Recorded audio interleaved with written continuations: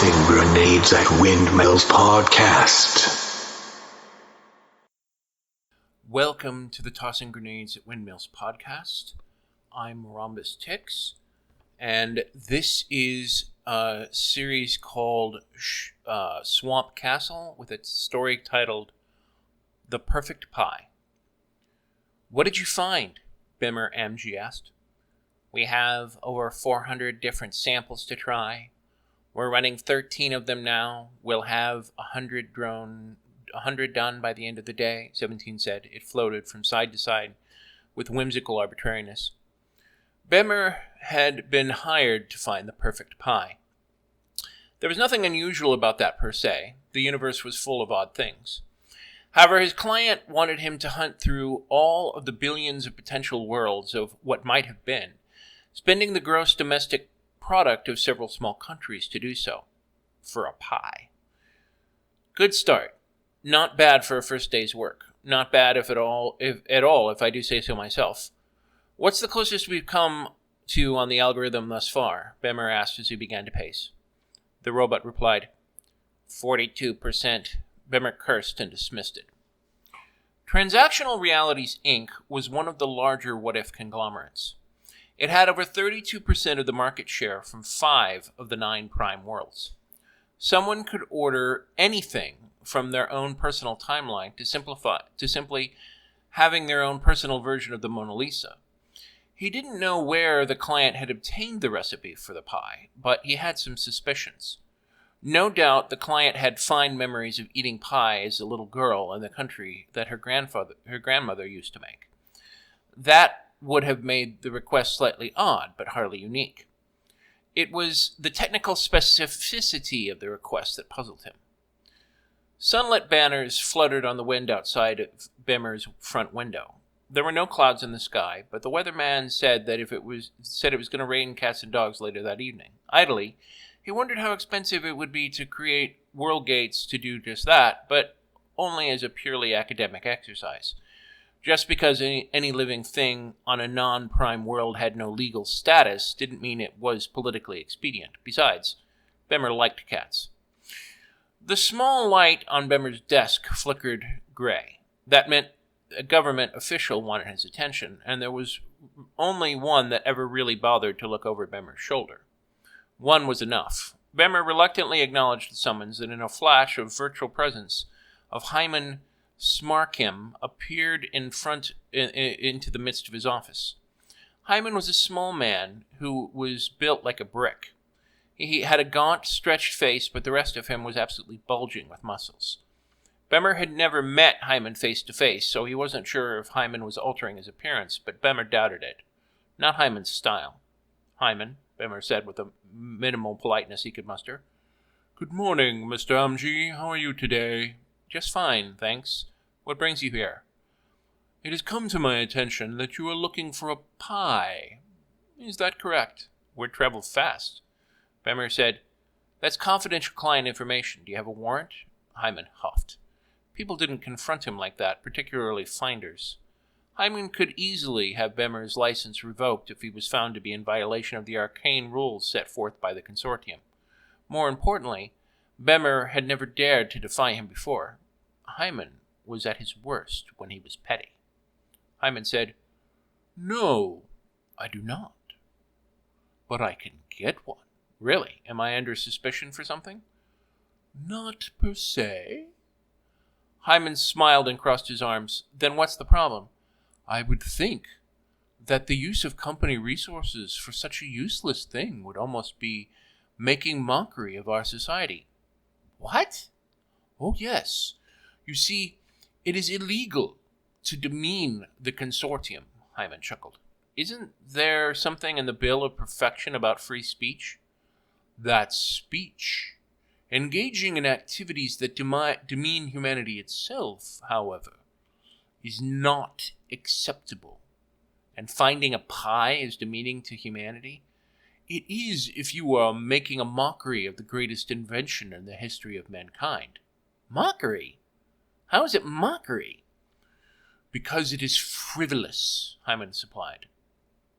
Not to my client. You get your day in court, Hyman said. Why don't you ask my client instead of hounding me? She has been summoned as well.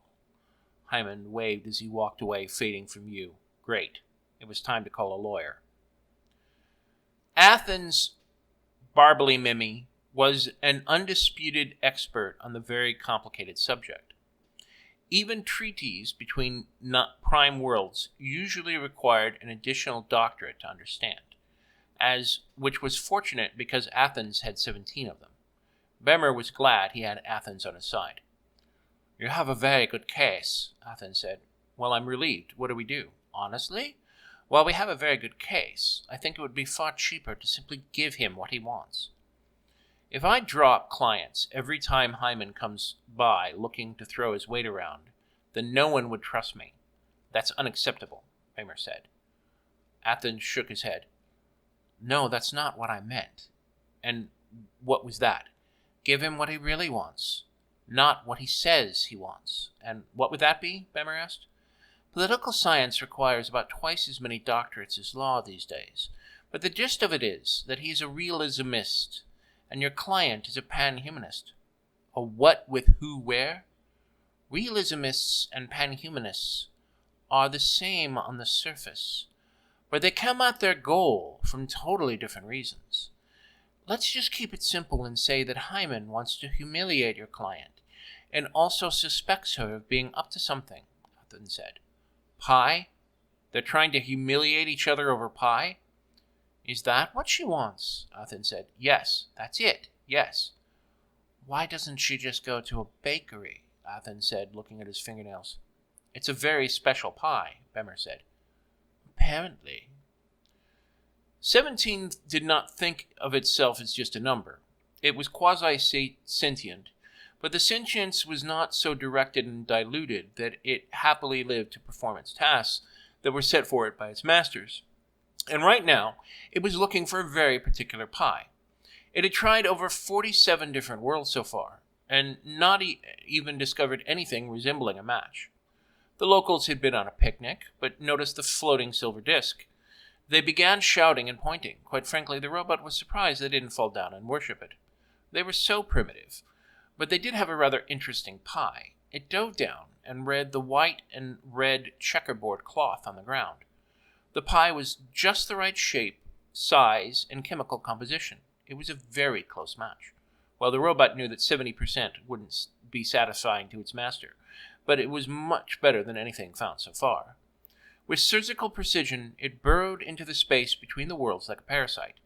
Moving into the temporal bloodstream, it sent out a dozen mini-probes, looking at the nearest echoes of the world it had just been to, seeking, searching, trying to find an answer.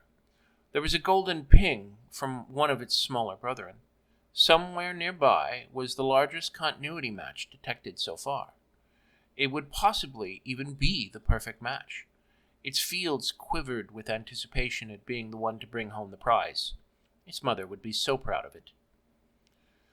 What can you tell me about your client? Athens asked. Technically nothing. I'm your lawyer. Any confidentiality clauses do not apply to me. I should know. I wrote your contracts. No, I really can't tell you much. Start with her name, Athens said. I don't know. Athens was incredulous. You took a client without knowing her name? I do that kind of thing all the time. You yourself told me it was illegal, Bemer said. I told you it was technically legal. I also told you that you had the full force of the law protecting your confidentiality, as if you were legal or medical counsel. That doesn't mean I think it's a good idea. Just because something is technically legal doesn't mean it has as much strength of force in court. Well, I guess we'll find out. Athens rolled his eyes. Yes, I guess we will. 17 scanned the pie 5 more times from different angles, just to be sure. It was a 100% match. Such a thing was not supposed to be possible. More importantly, why was the pie on a ledge of a road in the middle of nowhere? Granted, the lack of humans anywhere in a 10-mile radius didn't upset it so much since humans were screaming nearby. Rescue was hardwired into its circuits, and the fake humans were far too close to the real thing for its comfort.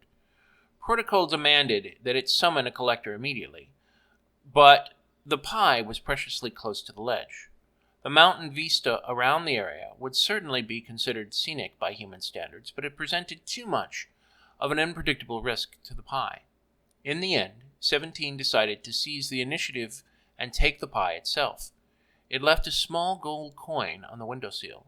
Its master was, of course, by no means required to do so legally, but it was considered polite in some human circles. "I'd like to call my first witness," Athens said, his glasses with his nose, lifting them as an excuse to scratch it. "Wouldn't this be more like your fourth or fifth witness?" the judge said politely. "I mean my first real witness. You may think of the others as pre-witnesses." The judge sneered, her golden locks billowing with the strength of her gavel blow. "I don't care. Cut this flowery crap and bring in the next witness." Bemmer was one of those people who thought that electing judges was a very bad idea, and Judge Icon was exactly Exhibit A. "I would like to call Emma Throckett to the stand." Throckett could tell Athens was talking as if there was an audience. There wasn't one. Emma Throckett was the queen of the local upper crust. She was fabulously rich, but Bemmer was still shocked to find out that she had been his client. Bemmer made a point to keep track of potential clients, and he'd never heard of her showing the slightest public interest in portals before.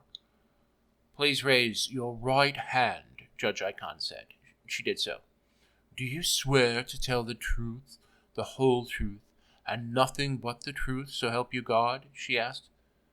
"To the extent that I am able, yes." The judge nodded to Emma Throckett and then looked expectantly at Hyman.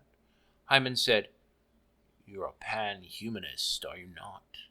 She smiled proudly. "Yes, I am." "In fact, you are one of the paramount defenders in the world of pan-humanist philosophy, are you not?" "Yes."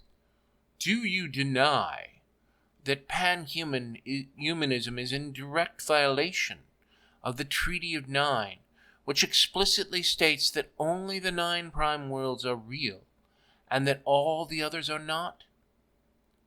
"It's the preamble. The Bill of Perfection guarantees freedom of thought and belief," Emma said. Yes.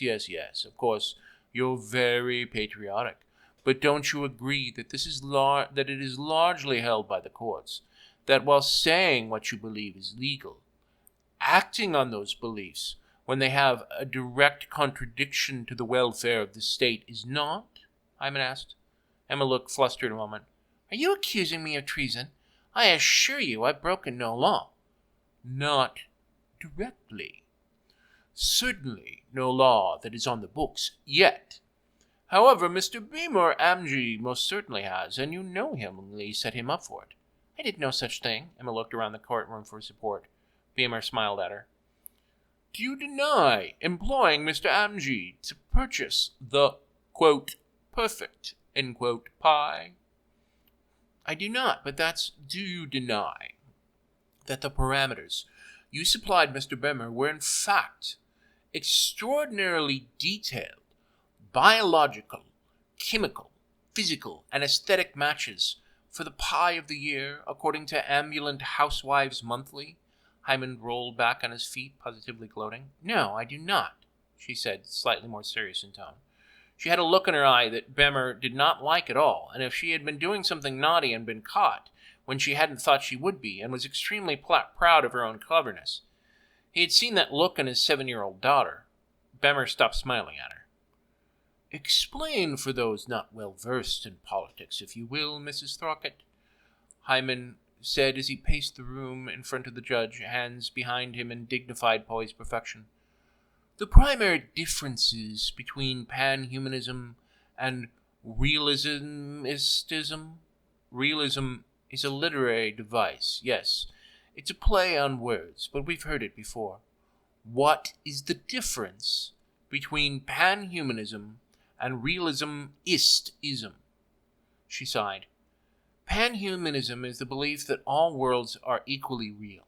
We therefore work to get the government to treat them as such. Since this is a political unreality, we work to limit the damage to humanity in non-real worlds as much as possible.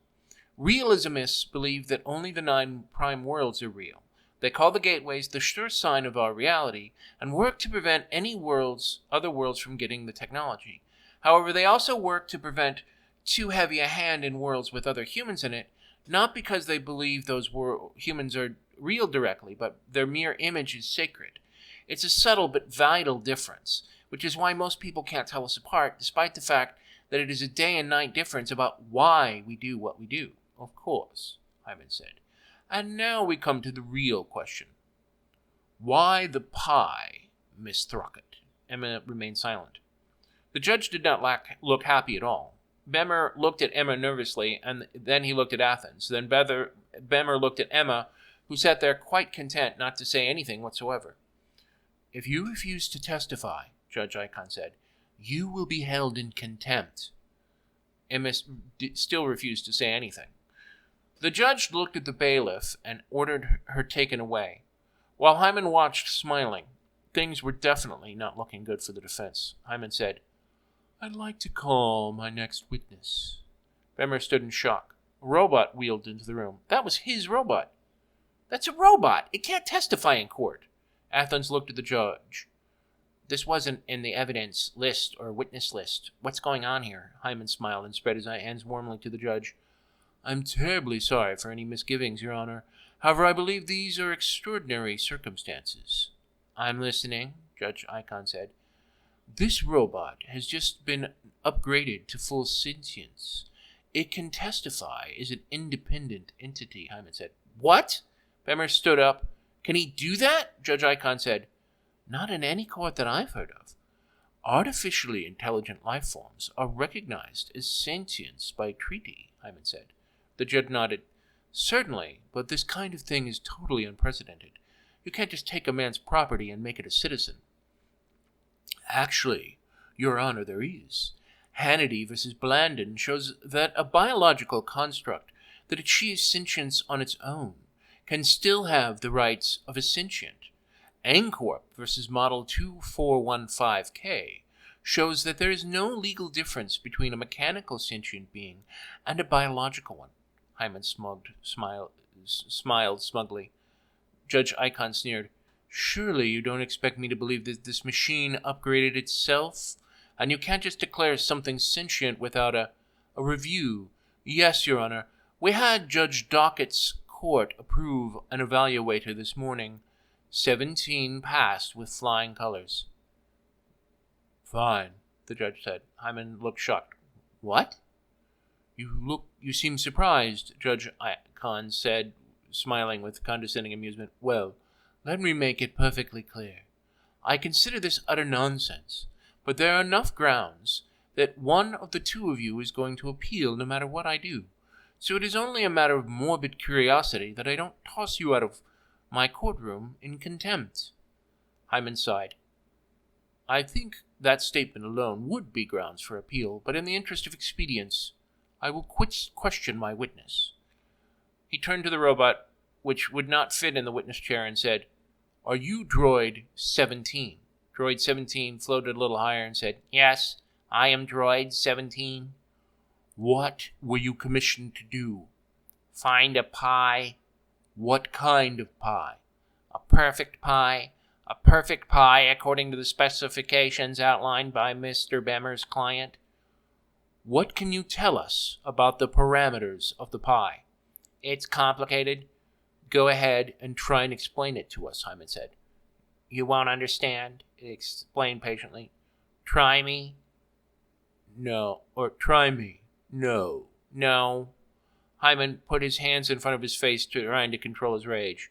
Slowly, deliberately, he moved them down to his sides, and with deliberate, mechanized calm, he said, Can you summarize the most important parameters of the technical specifications as if you were making a report on the mission's progress? Certainly. There was an awkward pause for several moments until Hyman said, Would you please do so? The pie we were told to look for had several qualities that matched this reality. So you were told to find a pie that matched our reality on a quantum level outside our reality. That is correct. That is all, Hyman said, as if he looked like he had achieved some masterpiece. The judge looked at Athens expectantly. Athens stood and said, "Your Honor, if it pleases the court, I'd like to request a recess. This witness was just sprung on us, and we need time to prepare for our questions." "Granted," the judge said without hesitation. "Court will reconvene in 24 hours. Make the best use of your time, counsel." The next day, Bemer and Athens were smiling. Hyman was not. The judge motioned to Athens to talk to the witness. Nodding, Athens obliged and walked up to 17. He took a deep breath and said, "17, what do you think Bemer was breaking any laws by sending you out to find the pie?" "No, I do not," it replied. Athens turned and looked at the judge. "Your Honor, I understand that this is a special emergency, a preliminary hearing, so the regular rules of evidence do not apply. And I understand that you are already setting things up for an appeal before the trial even starts. We certainly agree with you, however, before it even comes to that, Your Honor. Thus far, the honorable prosecutor has yet to actually prove anything, save that my client was engaged in lawful business practices. His client may have committed contempt by refusing to testify. But do we need to guess what the prosecutor intends to charge my client with? We know the law, but we all have yet to hear a specific violation of the law." The judge looked at Hyman. "They do have a point, Mr. Smarkham. Do you have any actual point of what is going on here?" Hyman stood up straight and said, "The very act of using the height of human achievement, the gate, to something so paltry as a pie, is a disgrace and a mockery. It is my belief that this is a deliberate and calculated attempt on the part of Mrs. Throckett to mock the gate in an unacceptable manner." The judge looked at him and then looked at Bemer. "That's it? You mean you really are basing your whole case on a pie?" she said. "Yes, that is the entirety of my case, but I mean to call several case dismissed," the judge said without hesitation. But nothing. Get out of my court." Hyman began packing up his papers in a fit of fury. "Don't think this is the end of it. I'm going to appeal." "I'm sure you will," Judge Icahn said, "and I greatly look forward with amusement to examining the appeals court reaction.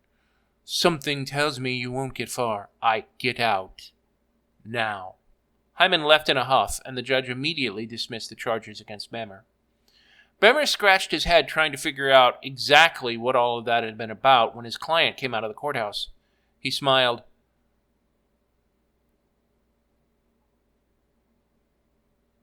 "They've released you?" "Oh, yes.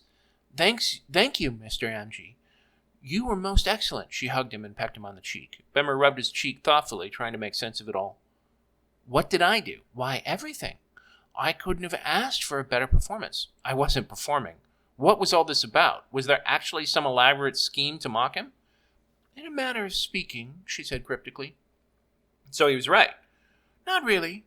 I admit I rather suspected the anonymous tips I was sending his way would get a reaction, just as not this strong a reaction." Bemer rubbed his jaw and then rubbed his forehead. Quite frankly, this was all giving him a headache. "So, just what exactly was the pie for? Call me simple, but I don't understand." "Perhaps I will show you rather than explain. They do say that a picture is worth 1,000 words, after all," Emma said demurely. "By all means." Emma snapped her fingers, and Droid 17 came out of the courthouse with the pie.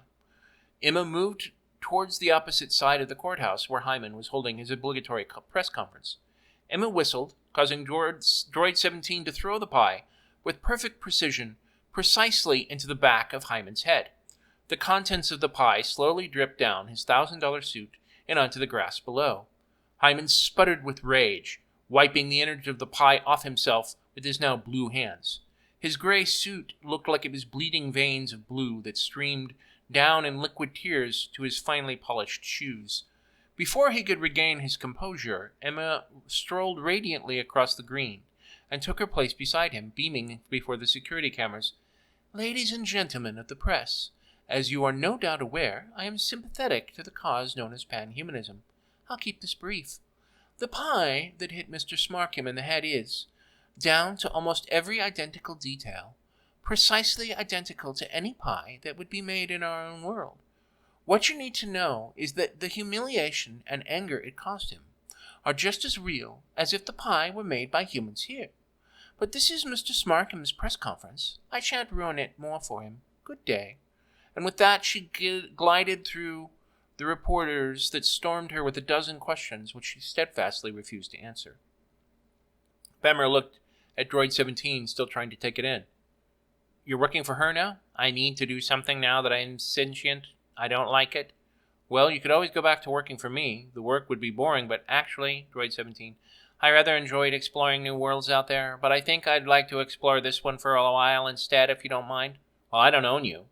Nothing I could do matters in that regard," Bemmer said with a trace of bitterness and amusement.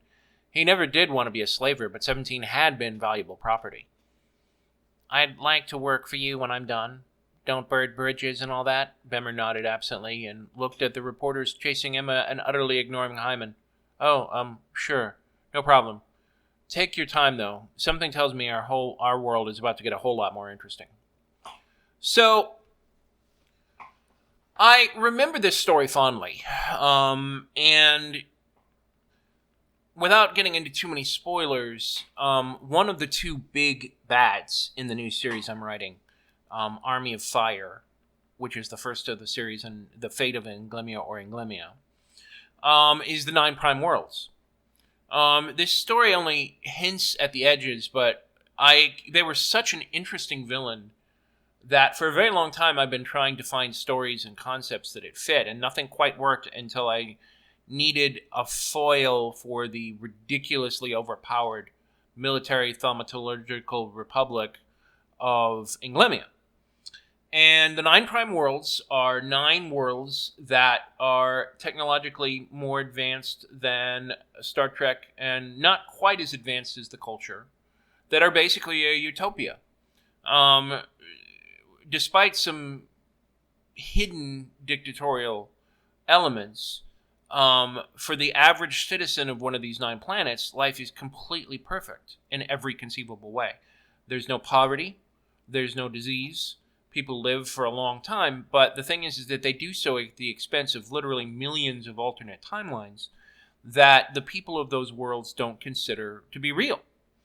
And I don't know where I originally got the idea, but it's in some ways similar to the Eloi of the Time Machine, except in this case, they are their own Morlocks. And these companies that exploit all of these worlds do so on the false belief that has been set up to bring these 9 worlds together to basically say everybody else is not real.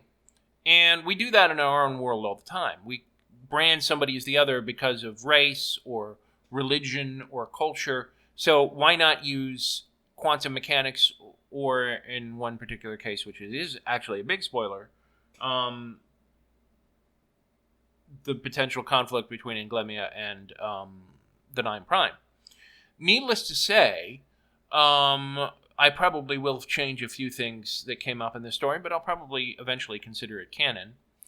And, the 9 Prime Worlds are really messed up, and I've done a lot more work on them, and there's a lot more work that still needs to be done, even though I'm currently about 3/4 of the way done with Army of Fire. Broadly speaking, I would rate this story an A-. I don't think it's strong enough to make it through the slush pile, but I think that it would make it past the first round or two of a slush pile. It has interesting characters, it has a plot that you can understand, and it's different.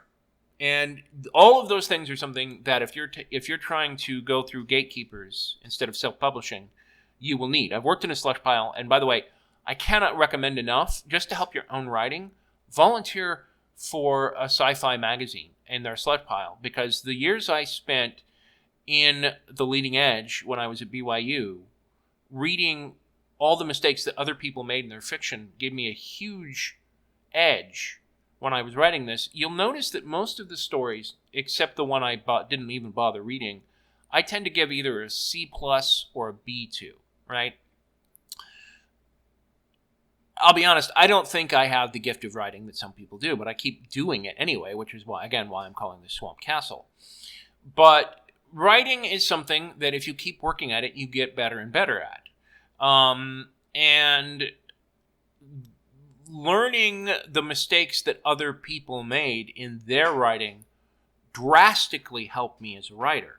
And even if you are a gifted writer and everybody in your circle tells you that you should write and you know you have a gift for it, that does not change experience. I cannot recommend enough reading On Writing by Stephen King. And one of the things that he goes into is how much he wrote when he was like 12 or 13, so that by the time he actually sold his first story, he had written hundreds of thousands of words, like just a ton. There is no substitute for being a writer than writing, right? You cannot be a writer if you don't write. I don't care what your natural aptitude is. I don't even care how good your skill is, right? If I stop writing, I stop being a writer. I could call myself an author because I've self-published my own works, and I have 2 at this point, and I've written 7, and if I got hit by a meteorite at this point, I would have met my life goals. I'm happy. I'm still doing it anyway because I like to do it, even though I do admit the writing process itself can be extremely painful sometimes. But I keep at it, especially with Army of Fire, and so we'll see what's going on there. But the point is that this story almost works. There's a couple of problems. The first problem is I've learned some lessons since I originally wrote it. One of them is names matter, and except for 17, I can't, and I guess Emma, and Hyman, because it's close to Simon, I can't remember any of these people's names. Now, to a certain degree, if you're writing about alternate timelines, you do need to have a sense of the familiar and a sense of the alien. But most of these stories in this series are just really fucking hard to pronounce, bizarre names when they don't need to be. And, if I'm writing about a culture a million years from now, they're going to have weird names. If I'm writing about a culture that's any variant of the 20th century or 21st century, especially Western Europeans, they're going to have recognizable names. And if they come from a culture that is not one I'm familiar with, there's this thing called research. In this case, all of these people had names from timelines that don't exist. 1 or 2 weirdness would make sense. The main character being so unfamiliar, anyway, there are problems with the names.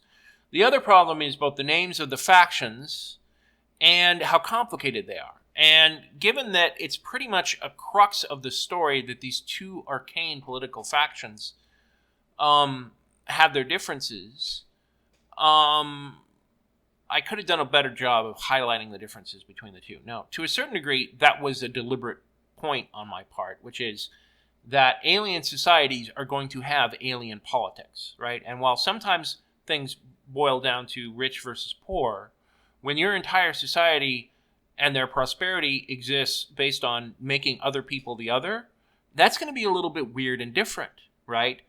And I think that if you're doing proper world building, that should reflect. The challenge in doing that is you still have to make it relatable to something people understand. And that's what kept this story from being an A to me.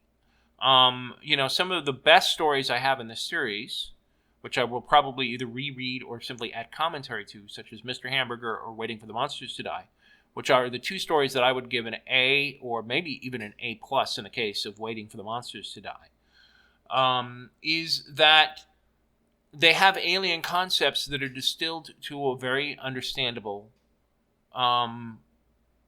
format. And the stories that you remember, especially the short stories, need that ability to draw in and connect your audience.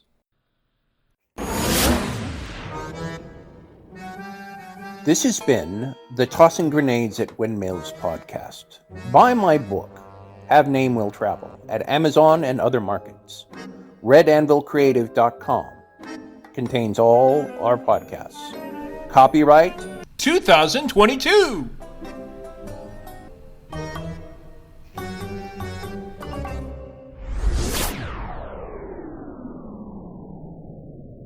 To fight the forces of evil!